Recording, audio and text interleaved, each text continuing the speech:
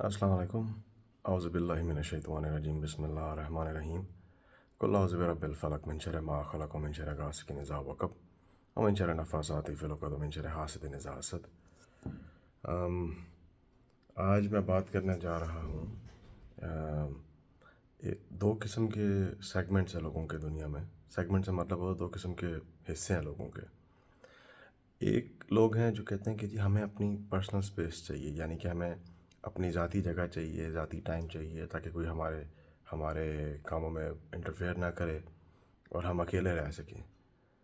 اور دوسرا جو سیگمنٹ ہے وہ کہتا ہے کہ جی ہم لوگوں نے فیملی میں رہنا ہے، گروپ میں رہنا ہے. ہمیشہ گروپ میں رہیں گے تو ہماری سیفٹی، اگر اکیلے رہیں گے تو مر جائیں گے.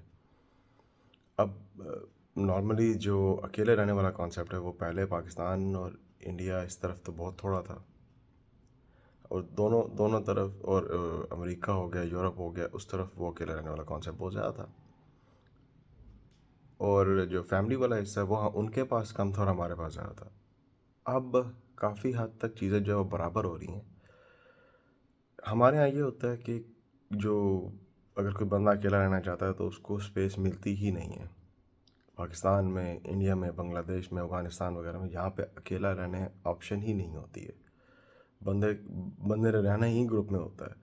پرسنلی مجھے تو اکیلا رہنا پسند نہیں ہے. میں تو ہمیشہ یہی چاہتا ہوں کہ میرے ارد گرد لوگ رہیں، لیکن ایک بہت بڑی میجورٹی ہے جو رہنا چاہتی ہے لیکن ان کو لوگ رہنے نہیں دیتا، کیونکہ لوگوں کو اتنے ویلے ہیں لوگ کہ ان کو ہر وقت پڑی ہوتی ہے کہ دوسرے کے کام میں ٹانگ اڑائیں. لیکن اس کا فائدہ یہ ہوتا ہے کہ عمر کے ساتھ ساتھ جب آپ بڑھاپے کی طرف جاتے ہیں اور آپ کے ارد گرد لوگ ہوتے ہیں، تو جب آپ مر رہے ہوتے ہیں تو آپ ایٹ لیسٹ مرتے ہوئے اپنے بستر پہ آپ اکیلے نہیں ہوتے. آپ کے ارد گرد اور لوگ ہوتے ہیں جو آپ کے جنازے پہ ملتے ہیں، آپ کے ساتھ شامل ہوتے ہیں. تو یہ ایک پہلو ہے. دوسرا پہلو یہ ہے کہ جیسے ویسٹ میں لوگ اکیلے رہ لیتے ہیں. صبح جاتے ہیں، اپنا کام کرتے ہیں، گھر آتے ہیں، اپنا کھانا خود بناتے ہیں، صفائی خود کرتے ہیں، گھر کا خیال خود رکھتے ہیں، کوئی تنگ نہیں ہوتا ہے. جب کسی سے تھوڑا بہت ملنا ہے مل لیا، جو کرنا کر لی، اپنی مرضی سے ساری زندگی جی. اس کا فائدہ کیا ہے؟ اس کا فائدہ یہ ہے کہ آپ پہ کوئی ریسٹرکشن نہیں ہوتی، آپ کو کوئی تنگ کرنے والا نہیں، آپ کو کوئی ذلیل کرنے والا نہیں ہے. نقصان کیا ہے؟ نقصان یہ ہے کہ عموماً جیسے ابھی ریسنٹلی ایک ایکٹر تھا، جین ہیکمن نام ہے ان کا، جو کہ 90 کی ایج کے آس پاس تھے.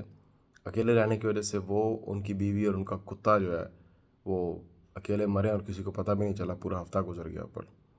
تو اللہ سب کو بہترین رہنے کی توفیق دے اور ہمارے لیے جو بہترین ہے وہ کر دے ہمارے حق میں.